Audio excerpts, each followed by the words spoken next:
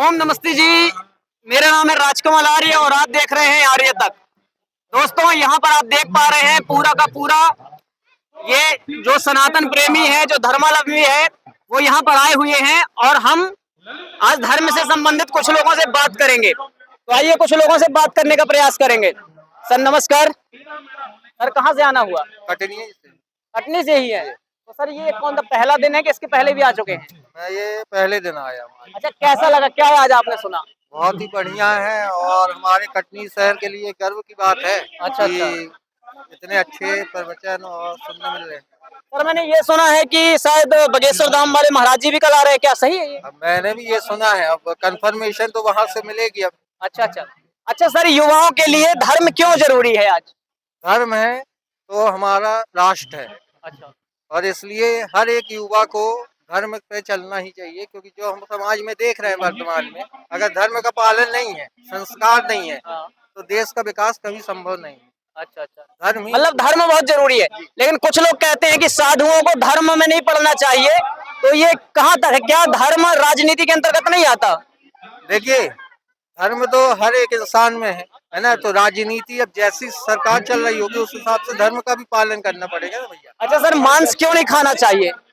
मांस तो बिल्कुल ही खाना वर्जित है कुल मिला के। नहीं, साइंस जैसे कहता है कि उसमें वसा होता है, कार्बोहाइड्रेट होता है, प्रोटीन होता है। अंडे को लोग शाकाहारी बता दी, यहाँ तक कि स्कूल में परोसने की भी प्लानिंग चल रही है। देखिए, मैं आपको बताऊं, पूरी वेजिटेबल जो मिलती हैं, शाकाहारी चीजों में भी वसा प्रोटीन सब मिल रहा है। हम निर्जीव जीवों पर हत्या करके या मार के कष्ट दे के और उनको ग्रहण करें, ये कहीं से उचित नहीं। आप ही का कोई हाथ काटे और खाए तो वो उचित नहीं है ना। विटामिन तो पूरे मिल रहे हैं। कुछ युवाओं को कहो कि दारू गांजा मत पिया करो, वो कहते शंकर जी पीते थे इसलिए हम भी पीते हैं। आप ऐसा कहें उनके? ऐसा कहीं नहीं लिखा हुआ है, किसी भी ग्रंथ में नहीं लिखा है। आप उठा के देख लिए कि नहीं शंकर जी। तो कई जगह जैसे चढ़ता है, जैसे नहीं बलि चढ़ती है, हाँ, तो वो लोग अपने स्वार्थ के लिए ऐसा करते हैं कि नाम देवियों का हो, काम हमारा हो जाए। ऋग्वेद की ऋचा में लिखा हुआ है भाई साहब कि जो बलि शब्द है वो क्या है, सैक्रिफिकेशन यानी त्याग। अच्छा। आपकी जो बुरी आदतें हैं, आपकी कोई फेवरेट चीज है, उसका त्याग करना क्या है, बलि है ना। बलि। और लोगों से बात करते हैं। सर नमस्कार। जी नमस्कार। सर आप ये बताइए, आज सनातन धर्म को तोड़ने के षड्यंत्र चल रहे हैं। जी एक आरक्षण जो था, अंबेडकर साहब ने केवल 10 साल के लिए लेकर आया था, जी। क्योंकि लोग उस समय दबे कुचले थे, लेकिन आज उसको बढ़ा दिया गया है। तो आरक्षण होना चाहिए कि नहीं होना चाहिए? आरक्षण होना चाहिए, लेकिन दिव्यांगता के हिसाब से होना चाहिए। कमजोरी मतलब के जो हिसाब लोगों को एक कमजोरी परेशानी के हिसाब से, इंसान सक्षम है, पढ़ा लिखा है, इंसान की योग्यता के हिसाब से सब कार्य होने चाहिए। अच्छा अच्छा। मतलब एक आरक्षण की मतलब बैसाखी नहीं पकड़ानी चाहिए। नहीं, लोगों में क्या वो लचीलापन आ जाएगा इससे। अच्छा अच्छा। आइए सर नमस्कार। क्या नाम है सर? प्रदीप कुमार तिवारी। अच्छा तिवारी जी, आप ये बताइए, सनातन धर्म में वर्ण व्यवस्था थी, वर्ण व्यवस्था तो क्या कहना चाहेंगे? वर्ण व्यवस्था क्या थी, बताना चाहेंगे आप? सर, ये वर्ण व्यवस्था द्वापर त्रेपर युग से चली आ रही है, जो अभी भी चल रही है, और मेरा मानना है कि ये हमेशा रहेगी। तो ये जो वर्ण व्यवस्था थी, वर्ण मतलब होता था गुण कर्म स्वभाव से होता था कि जन्म से होता था? देखिए, जन्म से तो सब मनुष्य हैं, जी। ठीक है। जिसका जो है कार्य में होता था, पहले राजाओं का वो चलता था, राजनीति मतलब प्रधानमंत्री मुख्यमंत्री ने, तो उस समय जो किसान खेती करता था उसको वो बोलते थे, जो ना लड़ने जाते उनको क्षत्रिय बोलते। जो महर्षि मनु भी कहते हैं कि जन्म न जायते शूद्र संस्काराद उच्यते, वेद पाठे तो भवेद विप्रः ब्रह्म जानति इति ब्राह्मणा। मतलब जन्म से प्रत्येक व्यक्ति शूद्र है, वो उसका जो गुण कर्म होता है उस हिसाब से वह वर्ण ग्रहण कर लेता है। बिल्कुल, मैं तो ये आपकी इस जो बात से एग्री हूँ। तो ये जो लोग हमारे समाज को तोड़ने के लिए कह रहे हैं कि नहीं, आदिवासियों को पढ़ने नहीं दिया गया, महर्षि मनु ने लिखा है कि इनके कान में पारा पिघला कर डाल देना चाहिए, इसके बारे में क्या कहेंगे? देखिए, ये उनकी भ्रांति है। आज भी आप जाइए, स्कूल में एक बराबर मास्टर पढ़ाते हैं, उनके समाज के भी टीचर पढ़ाते हैं, हम उनको सर बोलते हैं। हम तो उनके पे भेदभाव नहीं बोलते कि हम सर नहीं बोले हैं। नहीं, चरण स्पर्श देखिए, कुछ होते हैं अपने धर्म के कास्ट, उसके अनुसार आदमी किसका छुआ जाता है किसका नहीं छुआ जाता, उसका अलग है। देखो, अगर गुरु एक गुरु वो है, एक गुरु होते हैं जो गुरुदेव के जिनसे आदमी दक्षिणा लेता नहीं है। सर, जैसे मान लीजिए हमारे यहाँ जन्म से जाति नहीं थी, कर्म से है।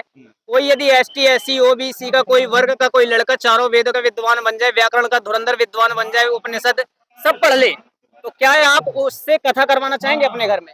सर, हम आपसे एक सवाल कर रहे हैं कि अभी 75 साल में आप बताइए हमारे कितने ऐसे लोग हैं कि जिन्होंने संस्कृत के ज्ञान पा लिए हैं उनके आपने समाज। स्वामी रामदेव जी का नाम सुना है? व्याकरण के धुरंधर विद्वान है वो, जी हाँ। और से उपनिषद के भी हैं।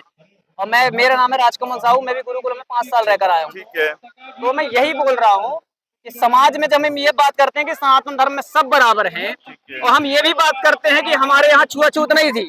आप महर्षि वेद व्यास का नाम सुनिए, आप वेदों का नाम सुनिए। देखिए, वेदों जो थे शूद्र के पुत्र थे। आप जो कह रहे हैं ना, वो किस क्षेत्र में किस जीवन पे जीते थे उस पे जाइए, उनका समाज अलग था, आज का जो परिवेश है वो अलग है। नहीं तो आजकल के जो कथावाचक वो भी तो इतने विद्वान नहीं है, व्याकरण कहाँ आती है? वो तो कथा पढ़ते हैं और से कथा वाचने लगते हैं। अगर इतना उनको ज्ञान नहीं होता तो इतनी सारी पब्लिक आपको नहीं सर, दिखती। ये जरूरी नहीं है कि जहाँ भीड़ हो वो विद्वान हो। तो एक व्यक्ति, ऋषि कहते हैं कि यदि एक व्यक्ति की बात सत्य है तो उसे मानना चाहिए। बच्चे जैसे आज हमारे देश में लोकतंत्र है, लोकतंत्र भी तो यही है, मूर्खों का राज। 51 विद्वान है और 52 मूर्ख है, तो 52 सरकार बना लेंगे। सर, ये तो देखिए वो वाली बात हो गई, जिसकी लाठी उसकी हाँ भैंस। बिल्कुल बिल्कुल। जैसे देखो अब ये दुर्भाग्य है इस देश का कि एक अनपढ़ का भी वोट और एक राष्ट्रपति का वोट की वैल्यू बराबर है। आप अगर बोल रहे हैं कि नहीं, आज जैसे हमको कर रहा है, अगर दो लोगों को बोला जाए कि जाओ वोट दो, मतलब एक राष्ट्रपति का वोट और एक मतलब अनपढ़ का वोट बोलो बराबर या हो जाता है। उसका बोलो, बराबर हो जाता है। अच्छा सर, जो हमारी गुरुकुलीय परंपरा थी, महर्षि मनु कहते हैं कि यदि शूद्र कोई गलत काम करता, शूद्र मतलब अनपढ़ व्यक्ति, तो उसको 10 लठ मारो, और से यदि वैश्य करता है तो उसका डबल कर दो, 8 मारो। देखिए, मतलब दंड जो था, जितना जिसका गुण कर्म स्वभाव था, जो जितना श्रेष्ठ माना जाता, दंड उसको और अधिक दिया जाता था। आपने रामायण देखा है? बिल्कुल, देखिए।